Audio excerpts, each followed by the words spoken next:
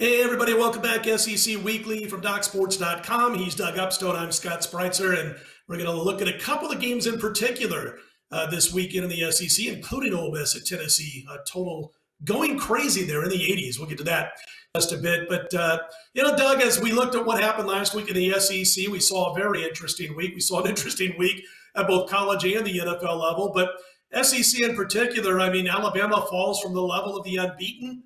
Georgia keeps on keeping on as they, take care of business once again in a tough spot, but they get the job done. And I wanted to mention that, looking at that Alabama game and the way they lost to Texas A&M, they outgained them 522 to 379 to the Tide.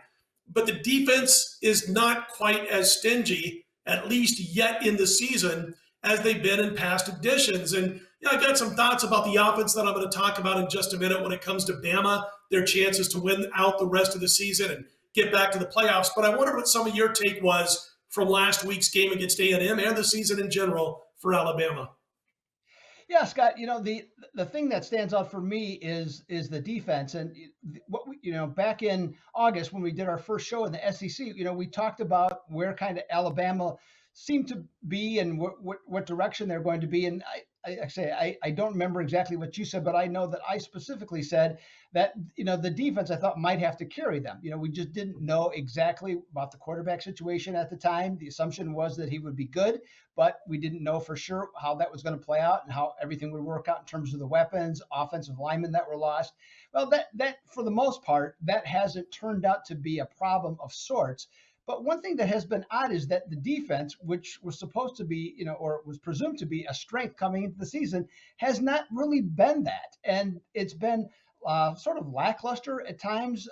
There's been enough situations where they've been, out of position, haven't lined up properly, and a lot of communication issues. And it's not like they have a bunch of freshmen and guys playing their first year, and especially this far into the season.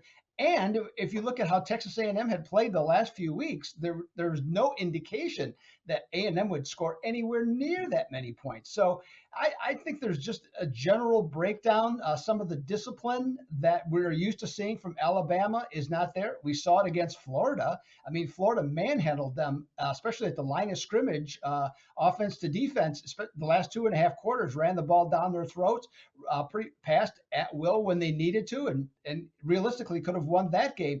So I'm going to put the blame myself more on the defense than the offense, but I know you've got something you want to share too in terms of something that you've seen or heard about the offense as well.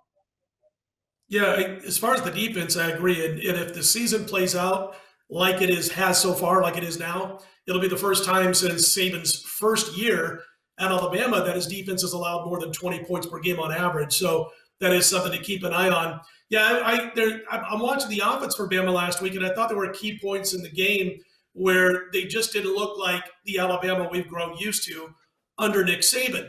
And Joel Klatt is one of those former quarterbacks, players, college level, played for Colorado as quarterback and had good, strong success.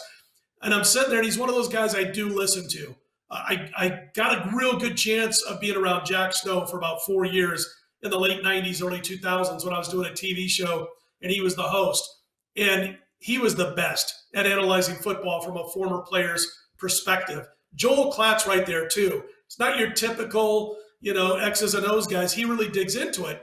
And I thought he made a great point. I heard him earlier this week, and he was talking about Bill O'Brien's play calling and how it left a lot to be desired. And, I started thinking, as I think about things and have watched Bill O'Brien's career both at Penn State, where I thought he did a pretty good job considering the circumstances, and then did a bad job with the Houston Texans, I'm sitting there thinking, Sarkisian was here the last couple of years before he went to Texas as the play caller on offense. He's a 10 out of 10. I mean, the guy's just phenomenal as far as his play calling. Bill O'Brien's maybe a 6 or 7 out of 10 tops in my books. And so what I heard Klatt saying I thought was very interesting because he put it in an ex-player perspective. He talked about the 2 times that Alabama was in the red zone, first and goal inside the 5 last week, and came away with a grand total of 3 points instead of 14 or even 10. And he talked about the fact that the formation had no pre-snap movement, nobody going in motion. They had no pick plays or bump plays set after the play started. They had no bunch to the set.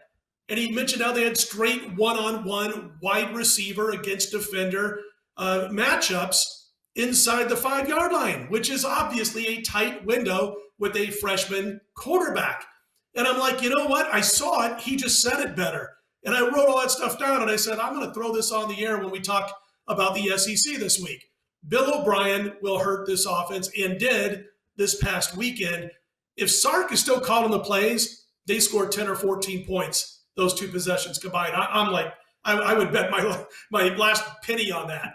But under Bill O'Brien, they've got some issues. So, again, I agree. Defense isn't where it was, but this offensive play calling leaves a lot to be desired, Doug. Yeah, those are great points, Scott, and something that like yourself, you see it, but it doesn't always register, with what. So somebody that knows knows more than we do, brings it a points like, oh yeah, So I think that those are excellent points, and and Bill O'Brien, as you mentioned, he ran into a bad situation at Penn State, and made it work, but is he the right guy with how college football has transformed into really an offensive spread out game and everything? You have to wonder. Okay, I mean his resume is certainly let's just say impeccable. Of excluding Houston, but I mean the resume's there. Maybe a bad situation. Obviously, did more than what he could, being the general manager too. That was a huge mistake. But that I really like that. What you're talking about there, and it makes a lot of sense to me. And especially, it's not like Texas A&M. Boy, I mean, there was nothing there that quarterback could even possibly play that well. And then, and that defense. I mean, sure they gave up 38 points, but I mean, giving up 38 points to Alabama is not a disgrace, no matter how good your defense. Now, if Georgia gives up 38 points, then we might have a story if they meet. But other than that, no, I think we're good to go there.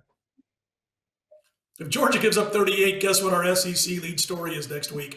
But I'll tell you what, and again, Alabama, by the way, I don't want to say they're not a play this week. I mean, the number has come down and dipped under 17 in some spots. But I will say this real quickly. These teams that are the defending national champions that lose a game at this point of the season, their first game of the season, they have been absolute money against the spread that following week. It's not a bubble burst situation for a team like Bama, because they understand if they win out, they're back in the playoffs playing for a national championship. It's not like BYU, who starts 5-0, thinking, in their locker room that they might have an outside chance if they went out, and then their season is just knocked right off the tracks by Boise State. That's bubble burst situation. Maybe they bounce back. I don't think they do this week against Baylor, but Alabama, again, they know the path is there to get themselves right back in a national championship game.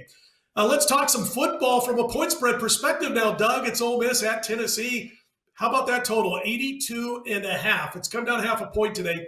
82.5. Highest total ever in the SEC.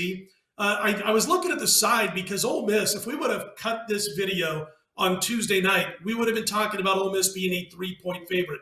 It's dipped down to 2.5. Whole bunch of respected money has come in on Tennessee on Wednesday morning and Wednesday afternoon. The Vols are getting it done on offense. Josh Heupel wasn't sure how he'd translate from Central Florida head coach to Tennessee head coach, but the guys on the opposite side of the football, Doug, are buying into what Heupel's preaching. And at the same time, Ole Miss is not being stopped by anyone for the most part. They got one of the best quarterbacks in college football, still one of the Heisman favorites. What are your thoughts on this game in Knoxville?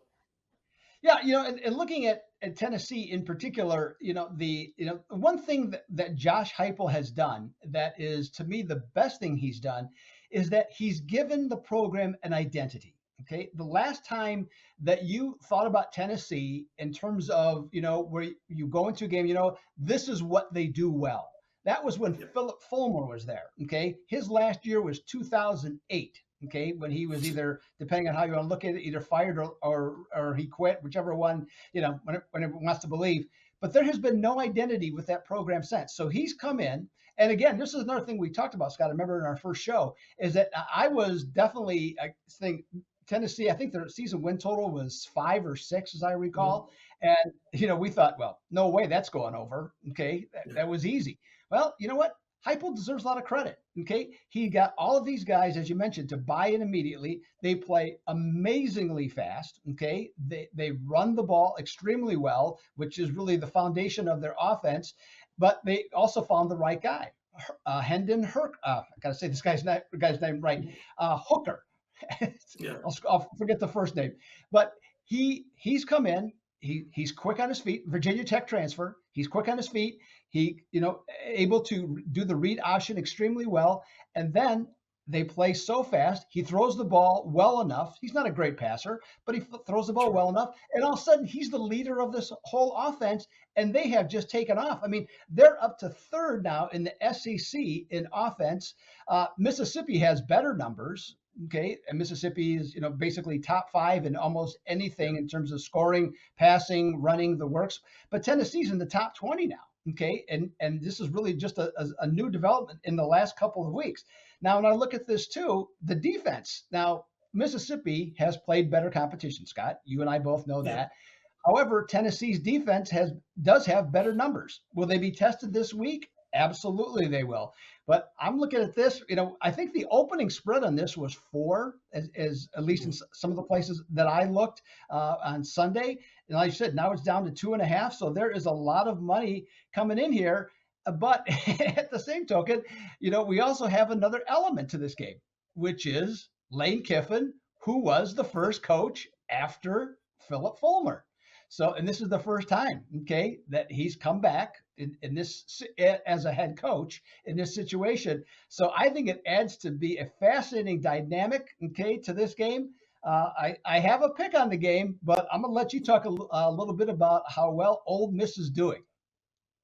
Well, I think this is the game Lane meant when he said, get your popcorn, because this is going to be a potential for a wild game. Obviously, the total tells us that at 82.5 as we speak. Listen, I look at, what, you mentioned something really, really cool there at the start of your analysis. Heupel's brought an immediate identity for Tennessee on the offensive side of the football, especially. And that's not easy to do. If you look at some of the teams that were great programs 10, 15, 20 years ago, they've lost their identity. Tennessee did before Heupel decided, here's what we're going to do. Nebraska certainly hasn't had an identity since Frank Solich left 20 years ago almost. They're trying to develop a new identity there. It's coming along slowly. So you're looking at some programs around the country. Oh, when's USC had an identity? When did student body right? What was that, 40 years ago? I mean, they haven't had an identity forever. Had a great quarterback, a couple of times along the way. So you see these programs that have dropped off that were once playing for national titles almost on a yearly basis because they don't have an identity. Look at the Iowa Hawkeyes. I'm going off on a little bit of a rant here. That team's not a top 5 offense. Are you kidding me? That offense stinks on ice. Listen, and I'm saying this not to tick off any Iowa Hawkeye fans, but the bottom line is that offense is nothing, but their identity is what they play to. They do all the Kirk Ferentz fundamentals, to a 10 on a scale of 1 to 10. And their offense stinks, but they're all about game management. Don't make big mistakes. Let the defense control the game. Take advantage of the opponent's blunders. They punted the ball the 4th most times in college football. It's crazy. 7 times a game almost, the Hawkeyes punt the football. The 4th most in college football, yet they're in the top 3 in the rankings. So listen, and if they keep winning games, they should stay there. You earned it. So I'm getting off on a rant here about identity, but that's what he's brought to Tennessee. Ole Miss has the same thing going on their offensive side of the football. Matt Corral's the real deal. I know they lost to Alabama. Again, they were hoping to play a better brand of football and keep it close at the very least. But you're talking about a team that just put up 600 yards and 50 points against a decent Arkansas defense. They're top 20 in yards per play margin. You got Corral averaging 300 yards per game, 12 touchdowns, no interceptions thrown. They've played a tougher slate, as you mentioned, than Tennessee, Doug. So, I'm sitting there and I'm looking at this and I'm thinking, I am probably not going to be able to back Tennessee here based on who they played. I know that respected money's come in on the Vols, but I kind of disagree with it here. Doug, what do you think? Yeah, and actually, with as far as the side goes, I think it's also very difficult. The number's too low now. Okay, at 2.5. Yeah, Other, absolutely.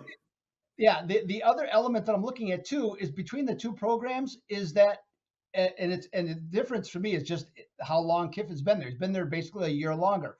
So this Yeah. program is a little further along. Now Heupel's done a fantastic job, but are they ready? And see, that to me is the difference in the game. Now, if at 4 it was mildly tempting to me to take Yeah. Tennessee, but at 2.5 I can't possibly do that. Yeah. So I'm going to go to the total, and I'm going to use an NBA situation that occurred to me, and in terms of the total, 82.5 is just a number I don't understand. I agree. I think the numbers is accurate. I can't disagree that the odds makers have done anything wrong. I just can't do that. And it's like in the NBA when they first started going to 240s. Okay. I Mhm. had no idea how to look at an NBA game when it was 240. Okay. It was completely foreign to me. So what am I going to do? I'm going to take the under 82.5 as my free play. And the reason I'm going to do that besides is that I found systems on both teams, individual systems that are 80 plus percent with over, or I should say, with more than 30 games on each one played, that Mhm. both go to the under when a total is over 70 points. So that's my play, Scott. Mississippi and Tennessee under 82.5. And I'll go to Ole Miss, minus the 2.5. And again, it's a situation where, you mentioned it was as high as 4. At that point, I'm like, okay, I'm probably not going to be involved in the side, but it's dropped under 3. And listen, I get it. I know that, you look at the closing lines in college football over the last several years, they rarely, and I'm talking as rare as it gets, end up falling on those numbers, on those lines. And the point spread is usually covered by a whole lot of points on average. Over the past 1,000 games plus of college football, the point spread winner is well over a touchdown. And so I get that. But at the same time, you got to have discipline. You got to have your cutoffs. And now that it's down under 3, to me, it's Ole Miss or nothing. So there you go, Ole Miss and under the total. Kentucky, Georgia. Listen, we got to wrap this up in a little bit, but I wanted to grab your thoughts on this. Georgia laying 23, total 44.5. The book kind of saying that the final score is going to be Georgia 34-10 if you want to play it out that way. And I want to get your thoughts on this one. I actually thought this might be a real fun game to make the marquee matchup in the SEC this week, but all the defensive injuries for Kentucky, Georgia starting to suffer some cluster injuries at wide receiver, kind of dropped it a little bit as far as the luster. But again, man, you can't make Georgia less than a 23, 22.5 point favorite if you're a bookmaker. Well, you're absolutely correct, Scott. I mean, that has to be the right number because of how good that they are. Now, one thing I want everybody to know, though, next week, I absolutely guarantee we will not talk about Georgia, okay, at all, because we've talked about them, I think, every week since we've been doing this.